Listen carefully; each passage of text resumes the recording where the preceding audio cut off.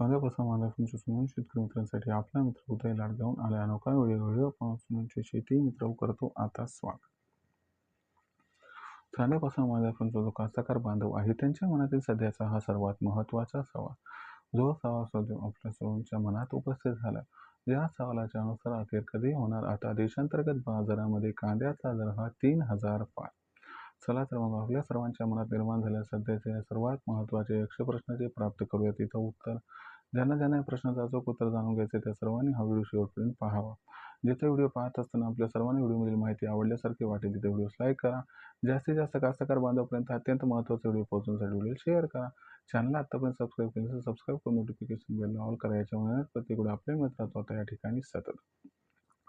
कांद्यापासून मांद्यापर्यंतचा जो कांदा उत्पादक कास्तकार बांधव आहे त्या सर्वांच्या मागे सध्याचा हा सर्वात महत्त्वाचा सवाल आहे की अखेर कधी होणार आता देशांतर्गत बाजारामध्ये कांद्याचा दर हा 3000 पार.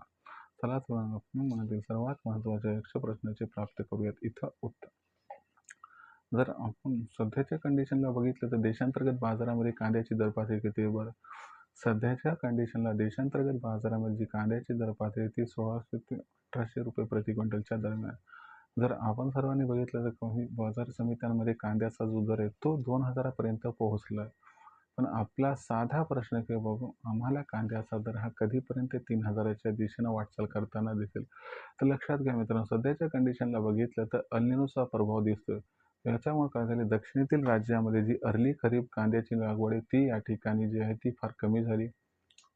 ज्याच्यामुळे आपण बघू शकता की 15 जुलैनंतर आपल्याला अर्ली खरीपचा जो कांदा दक्षिणेतून येताना दिसत होता तो कांदा यंदाच्या वर्षी जास्त प्रमाणात काही येताना दिसणार नाही. याच्यामुळे 15 जुलैनंतर यंदाच्या वर्षी कांद्याची मागणी आणि जो कांद्याचा पुरवठा याच्यामध्ये खूप मोठा गॅप दिसणार आहे. दुसरी महत्त्वाची गोष्ट की रनिंग इयरमध्ये कांद्याचं उत्पादन कमी आहे. जो शेतकरी मित्र आहे तो सुद्धा कांदा विक्रीत जास्त काही आणत नाही आणि त्याचबरोबर सरकार आणि व्यापारी मोठ्या प्रमाणात कांद्याची खरेदी करताना इथं दिसत आहे.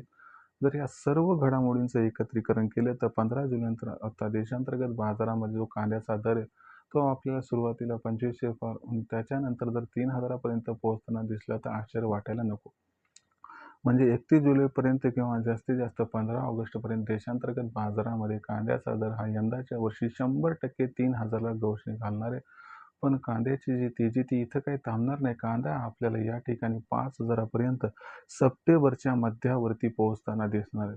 अशा परिस्थितीमध्ये मग कांदा विक्रीचा निर्णय आपण कधी घ्यायचा आहे तर लक्षात घ्या, कांद्याचा बाजारभाव 3000च्या वर गेला की त्यानंतर प्रत्येक तेजीत आपण सर्वांनी थोडा कांदा विकायचा, ज्यामुळे प्रत्येक तेजीत आपला काही ना काही फायदा या ठिकाणी होऊन जाईल.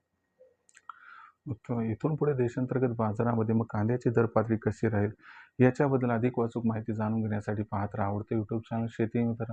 व्हिडिओमधली माहिती आवडली असेल तर व्हिडिओ लाईक करा. कास्तकार बांधवापर्यंत अत्यंत महत्त्वाचा व्हिडिओ पोहोचवण्यासाठी व्हिडिओ शेअर करा. चॅनल सबस्क्राईब करून नोटिफिकेशन बेललाही ऑल करा. याच्यामुळे प्रत्येक आपल्या मित्रात इथं सगळं.